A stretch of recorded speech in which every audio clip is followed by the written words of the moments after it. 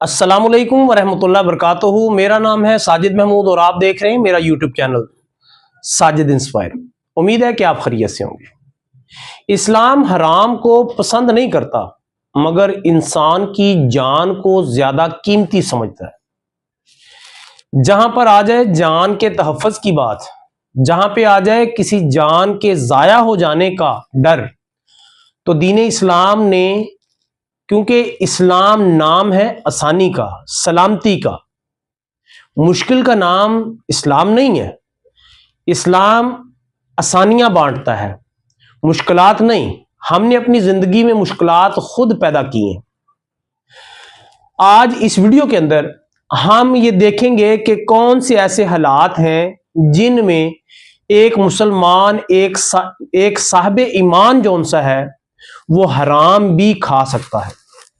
یقیناً آپ کو حرام کھانے کا سن کر آپ کو تعجب ہوا ہوگا۔ کیوں؟ ہم نے دین کو کبھی سمجھا نہیں ہے، دین کو کبھی پڑھا نہیں ہے۔ آج ہم اس ویڈیو کے اندر اسی چیز کے اوپر ڈیٹیل سے ڈسکس کریں گے کہ کن حالات میں انسان حرام کھا سکتا ہے۔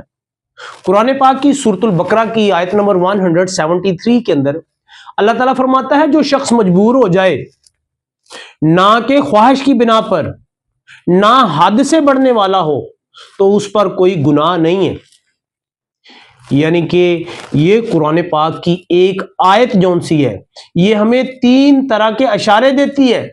کہتی ہے کہ انسان مجبور ہو جائے، جب انسان مجبور ہو جائے تو پھر حرام چیز جون سی ہے اس کو بھی کھا سکتا ہے اپنی جان کو بچانے کے لیے۔ دوسرا، اس آیت کے اندر خواہش کا ذکر ہے کہ اس کے اندر خواہش نہ ہو کہ میں نے یہ چیز کھانی ہے، نہیں، صرف اپنی جان کو بچانے کے لیے۔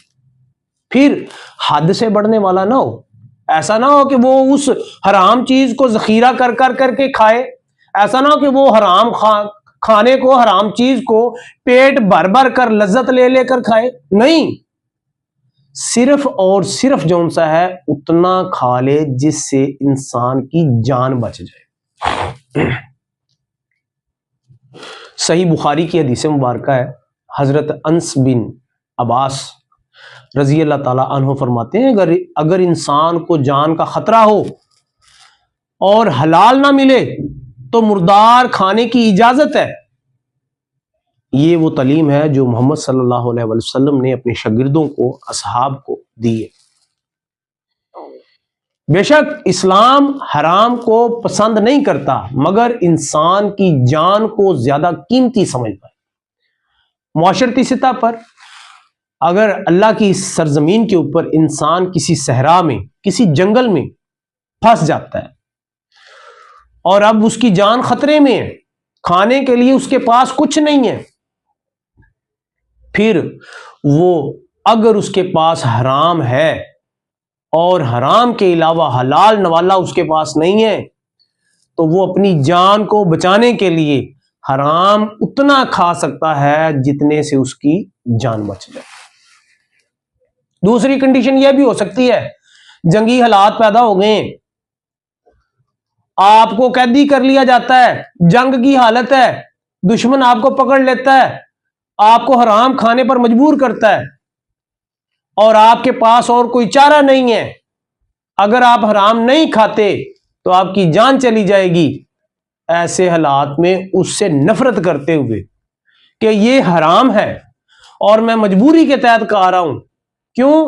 دشمن مجھے یہ کھانے پر مجبور کر رہا ہے، ایسی حالت میں بھی حرام کھایا جا سکتا ہے، لیکن دلی طور پر نفرت ہوگی اور آپ کو پتا ہوگا کہ یہ حرام ہے اور میں صرف اپنی جان کو بچانے کے لیے یہ ایسا کر رہا ہوں۔ نمبر 3، شدید غربت آ گئی ہے، افاقے آ گئے، مدد کرنے والا کوئی نہیں ہے، حلال ذریعہ کوئی نہیں ہے، حلال چیز پاس کوئی نہیں ہے، حرام چیز ہے آپ کے پاس، اور آپ کسی تنگ دستی کی حالت میں ایسی جگہ پر ہیں کہ آپ کے پاس کوئی اور حل ہی نہیں ہے اور کوئی چارہ ہی نہیں ہے، اور آپ کے پاس حرام کے علاوہ اور کچھ نہیں ہے، آپ خود اور اپنے بچوں کو حرام کھلا سکتے ہیں، صرف اتنا جس سے جان بچ جائے۔ دوائی، دوائی ڈاکٹر کہہ دیتا ہے کہ اس چیز میں یہ حرام ہے، لیکن اگر تم کھاؤ گے تو اس میں تیرے مرض کی شفا ہے، پھر ایسی صورتحال میں اس کو دوا کے طور پر جو سا ہے استعمال کیا جا سکتا ہے۔ جیسے بزرگ اور آج کل کے کھانسی کے جتنے بھی سیرپس ہیں، کفنگ سیرپ، ان میں بھی الکوہل کی کچھ مقدار جو سی ہے موجود ہوتی ہے۔ الکوہل جو سی ہے، شراب حرام ضرور ہے، لیکن علاج کے لیے اتنا جتنا کہ استعمال کر کے انسان کی جان بچ جائے، اس کی صحت کا معاملہ ہو، اتنا وہ اس کو استعمال کر سکتا ہے۔ کیوں؟ اسلام تنگ دستی کا نام نہیں ہے، پریشانی میں ڈالنے کا نام نہیں ہے۔ اسلام نام ہے آسانی کا، اسلام نام ہے سلامتی کا، اسلام نام ہے جان کی حفاظت کا۔ میں پھر دہراتا چلا جاؤں کہ اسلام جون سا ہے حرام کو پسند نہیں کرتا، کسی صورت حرام کو پسند نہیں کرتا، مگر جب بات آ جائے انسان کی جان کی تو جان کو زیادہ قیمتی سمجھتا ہے، اور جان کو بچانے کے لیے صرف اتنا حرام کھانے کی اجازت دیتا ہے جس سے جان بچ جائے۔ امید ہے کہ آپ کو میری یہ آج کی ویڈیو پسند آئی ہوگی۔ اگر میری ویڈیو، یہ جو میرا مقصد ہے آپ کو یہ چیزیں پہنچانا، آپ کو ایجوکیٹ کرنا ہے، آپ کو تعلیم دینا ہے دین کے حوالے سے، معاشرتی حوالے سے۔